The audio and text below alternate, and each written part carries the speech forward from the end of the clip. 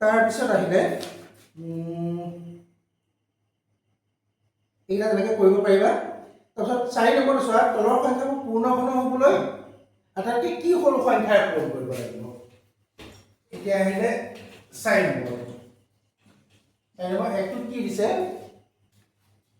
5324 5324 5324 ইয়াত যে উৎপাদক উলিয়াও কেনেকৈ উলিয়াব পাৰিম।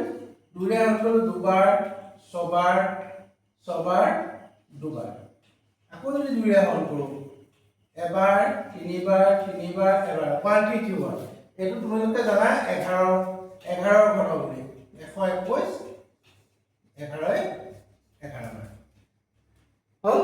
ইয়াত চোৱা এতেকে 5324 ইকুৱেল কি পালো 2 দুটা 11 কেইটা পালো 3টা, মানে এইটো কিউব হৈ আছে, এইটো কিউব হৈছে নে নাই হোৱা, ইয়াত দুটাহে আছে। আমাক আৰু এটা কি লাগিব 2 আৰু এটা লাগিব, মানে 3টা হ'বলৈ 2 আৰু এটা লাগিব।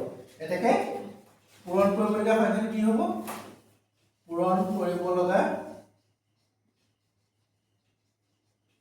সংখ্যাটো কি হ'ব 2।